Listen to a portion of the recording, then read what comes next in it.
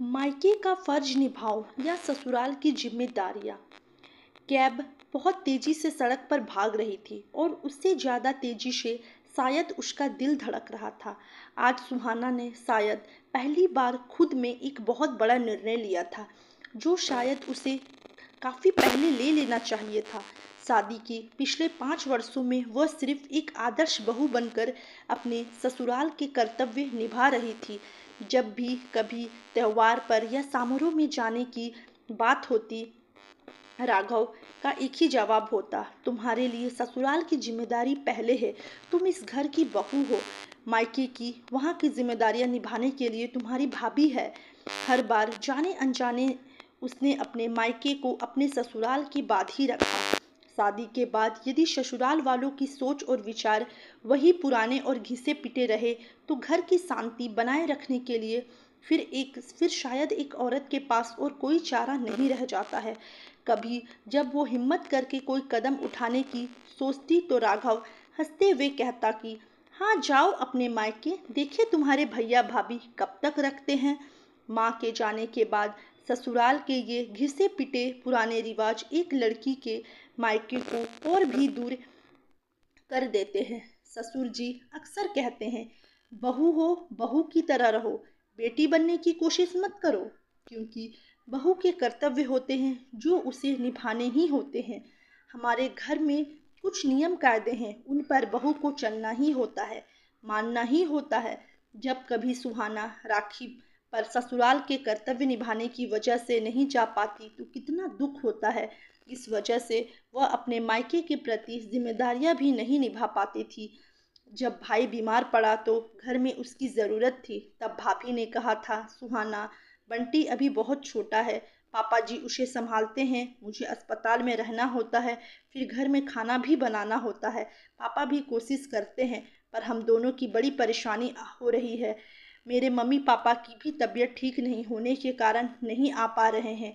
अगर आप कुछ दिनों के लिए आकर घर संभाल लेती, तो मुझे बहुत मदद मिल जाती। भाभी ने कितनी उम्मीदों और हक से फ़ोन करके कहा था। एक ही शहर में ससुराल और मायका था। जब उसने यह बात राघव को बताई, तो उसने 2 टूक में मना कर दिया। वहाँ जाकर खाना बनाओगी? यहाँ कौन बनाएगा? यहाँ घर कौन संभालेगा? मेरे मम्मी पापा भी बूढ़े हैं, वो इस उम्र में खाना बनाएंगे? और फिर नेहा भी तो छोटी है। तुम्हारा पहले इस घर को संभालने का कर्तव्य है। तुम्हारे पापा और भाभी पैसे देकर किसी खाना बनाने वाली का इंतज़ाम कर लेंगे, कर सकते हैं।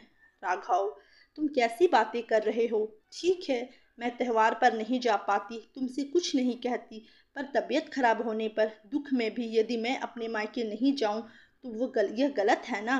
आखिर वो आज भी मेरा घर है, मेरे अपने लोग हैं। मायके के प्रति जिम्मेदारियां निभाना मेरा अधिकार है। और पापा खाना बनाने वाली लगा सकते हैं, पर अपना समझकर भाभी ने मुझे फ़ोन किया था। और अंत में सुहाना अपने भाई की बीमारी में नहीं जा पाई, और इसका परिणाम यह हुआ कि भाई भाभी और सुहाना के बीच कड़वाहट और दिलों की दूरियां बढ़ गई। सुहाना अपने भाभी और भाई से नज़रें तक नहीं मिला पा रही थी। परिवार के सदस्य सुख और खुशियां में ही नहीं, दुख और मुसीबत में भी साथ देते हैं। तब भाभी ने कहा था, तुमसे अच्छी तो मेरी पड़ोसन और सहेलियां हैं, जिन्होंने अपने घर से खाना बनाकर भिजवाया, एक सहायिका लगवाई। उनके पति हॉस्पिटल से सुबह शाम खाना देने आते थे। हर छोटी बड़ी सहायता करी उन्होंने। खून के रिश्तों से ज़्यादा बाहर वालों ने दिल से रिश्ते निभाए। कितनी मजबूर हो जाती है एक औरत, जब वह खुद को एक बहू और बेटी, 2 किरदारों के बीच फंसा हुआ पाती है। जब पति और ससुराल वाले इस तरह का व्यवहार करते हैं, तो चाह कर भी वह अपने मायके के प्रति जिम्मेदारी नहीं निभा पाती है। पर आज जब पापा हॉस्पिटल में हैं, तब भैया भाभी किसी ने भी फ़ोन नहीं किया, किसी ने नहीं बताया कि पापा हॉस्पिटल में हैं। सही भी है, क्या कर लूँगी मैं। तब भाभी ने कहा था, तुमसे अच्छी तो मेरी पड़ोसन और सहेलियां हैं, जिन्होंने अपने घर से खाना बनाकर भिजवाया, एक सहायिका लगवाई। उनके पति हॉस्पिटल से सुबह शाम खाना देने आते थे। हर छोटी बड़ी सहायता करी उन्होंने। खून के रिश्तों से ज़्यादा बाहर वालों ने दिल से रिश्ता निभाया।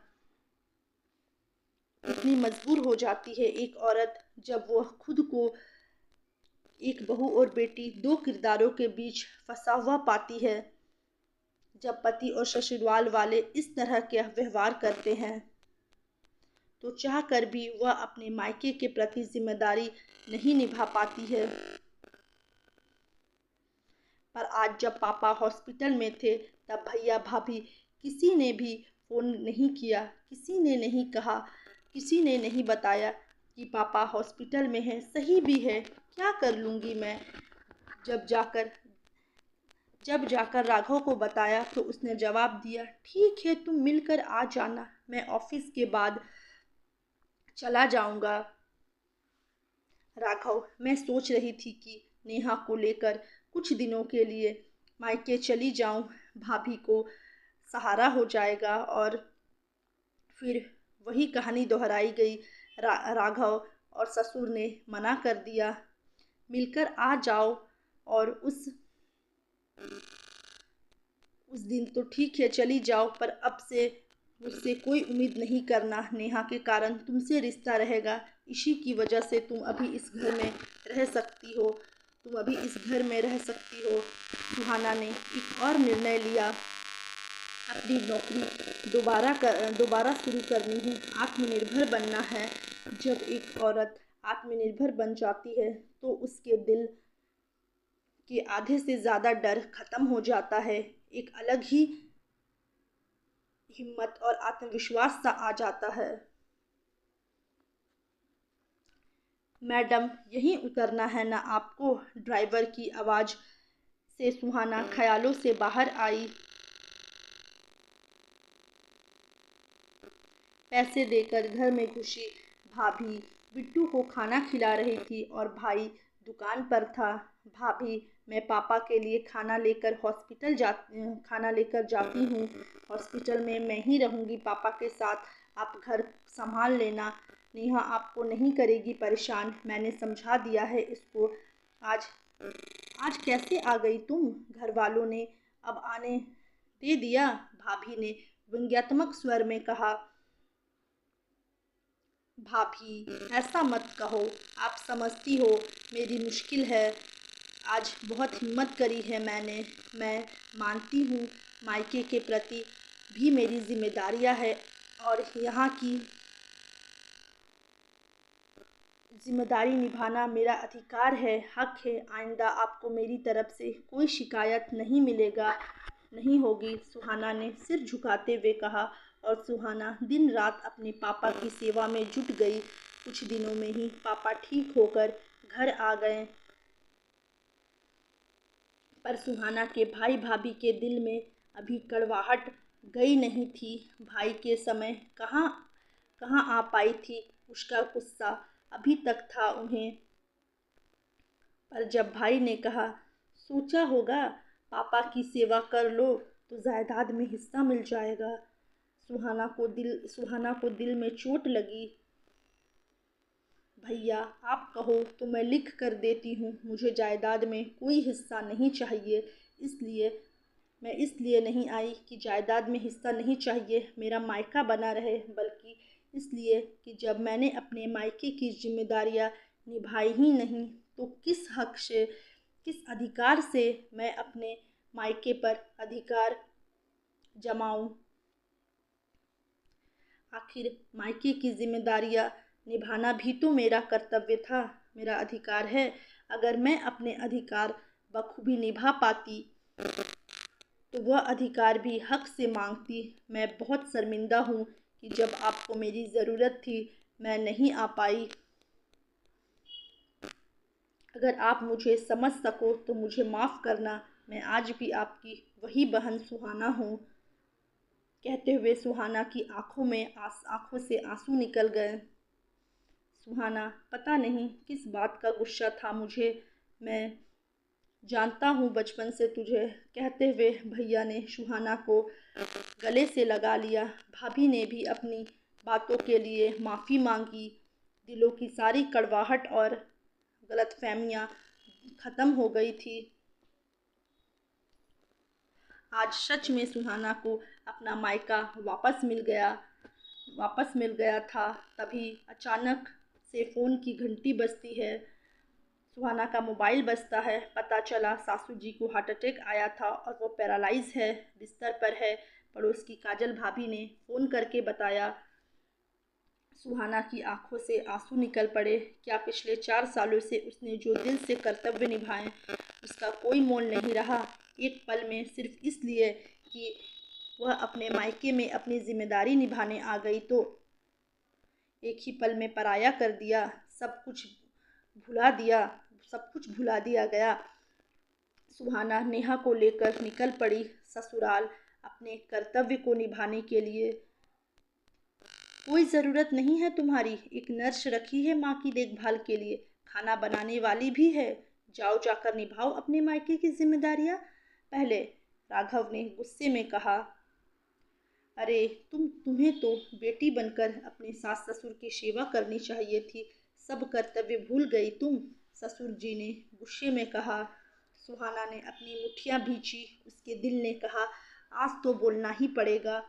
ससुर जी, आप ही ने कहा था कि तुम इस घर की बहू हो, बहू की तरह रहो, बेटी बनने की कोशिश मत करो।